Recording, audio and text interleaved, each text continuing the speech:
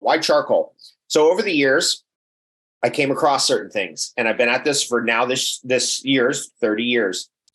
I came across certain things, and one of the things that I came across was that I should know the top longevity studies on animals in the world that's ever been done. I should know that right off the top of my head. I was thinking that.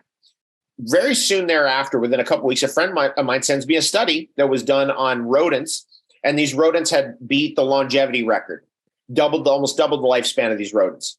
And I was like, wow, what is this? And that was the C60 study, the famous carbon 60 study. Fathi Musa back in 2012. I think the study was published in 2012. And he had doubled the lifespan of these rodents, and they were actually trying to kill these rodents. And that's what got me into the carbon 60, is that study and all the related stuff. And then I got into the carbon 60. But then after about 2-3 months of doing heavy amounts of carbon 60, I started feeling like I needed charcoal, because really carbon 60 is found in all charcoal, especially electrified charcoal, for example, from a tree that's been struck by lightning. And I started having these intense cravings for activated charcoal. Now, how many of you have taken activated charcoal? How many people brush their teeth? Okay, good. Some of you had to think for a while. You're like, oh yeah, me. So you brush your teeth, you take the charcoal. And I do, by the way, recommend strongly charcoal toothpaste. I even open up charcoal capsules right on my toothbrush and brush with that. That's fantastic. That is one of the best things ever. At any rate, I got into the charcoal because as I was into the C60, I started having this craving. It's like when you have too much vitamin C, but you don't have the whole vitamin C complex, your body goes, I need actually the copper and the rutin and the bioflavonoids and all the things that go with the vitamin C. I was feeling that about the C60. So I just started getting into the activated charcoal as a regular thing. Normally we take it, we have an upset stomach or gas or, food poisoning or whatever. That's when we take the charcoal, right? That's how we've been taught to take it.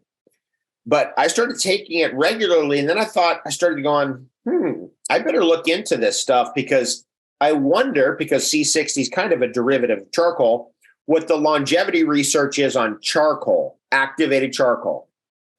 And that's when I hit the jackpot. So went on the internet, got about 7 books on charcoal, started reading these books. Charcoal has been traditionally and historically over the last 80 years, the leader in longevity in mammals of anything. That's a crazy statement I'm telling you right there. Anything.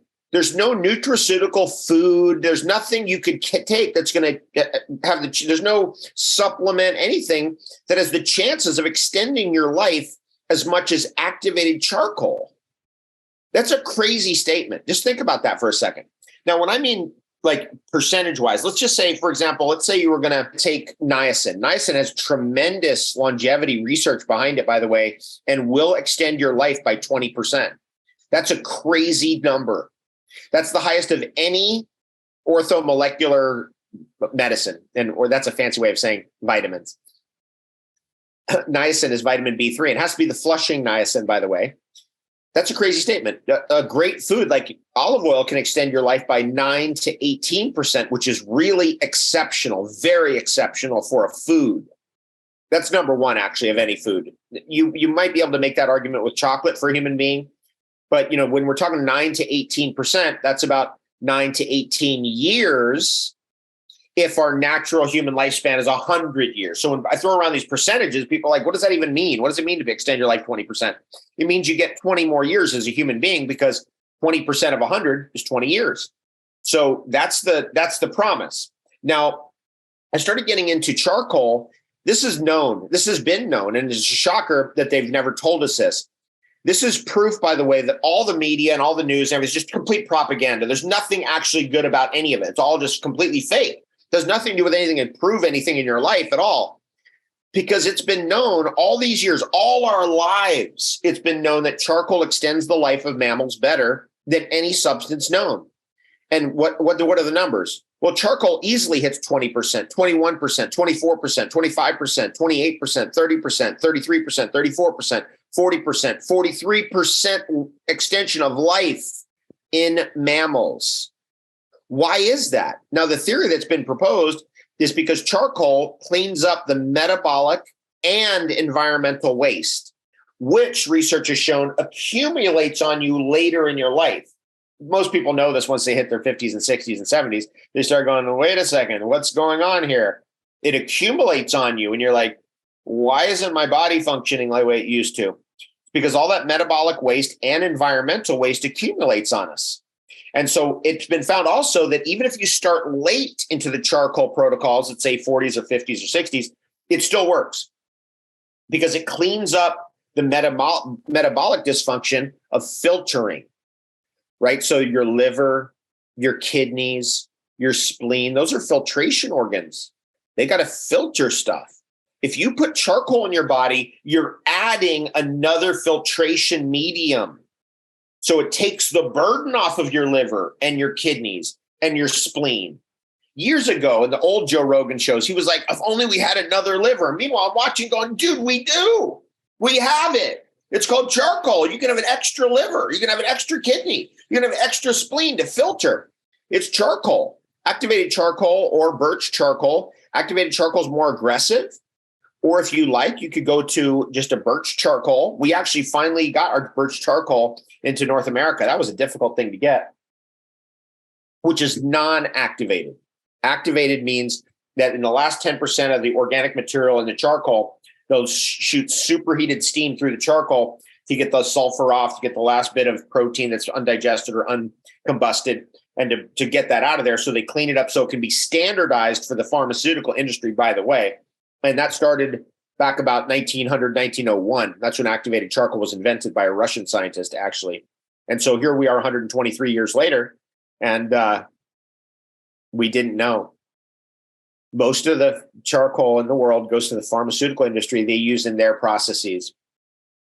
Charcoal is a tremendous agent for cleaning air, for cleaning water, for cleaning the earth itself, and for cleaning the bodies of all animals.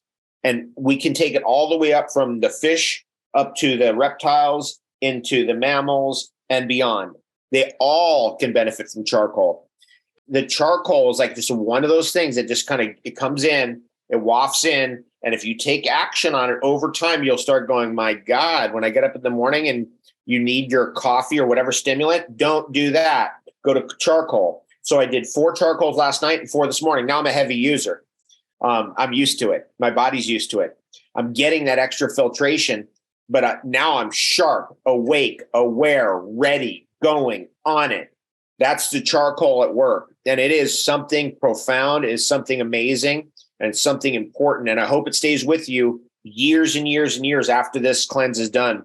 Yeah, I take charcoal almost every single day, contrary to any of the stuff they told you that it absorbs minerals. There's no evidence of any of that, by the way.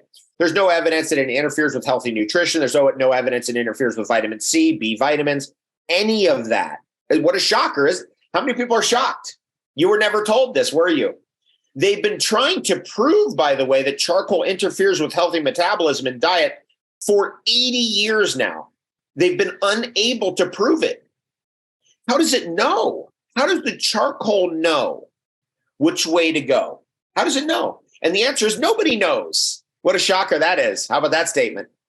We're all told that, it's, if you get into the sciences like pi stacking, Van der Waals forces, that, and you're like, well, what's pi stacking really? It only attracts, when it's very, very close, the toxin to the charcoal. What's Van der Waals forces in pi stacking about? It's about when the charcoal is very close to the toxin, it's able to adhere to them like a magnet. And charcoal, by the way, is magnetic. It's electromagnetic. It is not a sponge.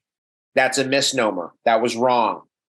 So it's like you have a refrigerator, and charcoal is like a refrigerator, and all the toxins are all the magnets sticking to the fridge. And it's a complete detoxifier. It takes the toxins all the way out, which is really nice. So completely locks them up, takes them all the way out.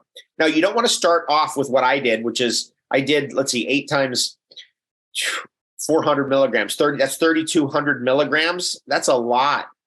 Just in the last, 24 hours. You might want to start with 400 milligrams. That's it. Just one a day. That's okay. And then if you're really into it, you're like, hey, maybe I should take 2, 800 milligrams. And you just keep going.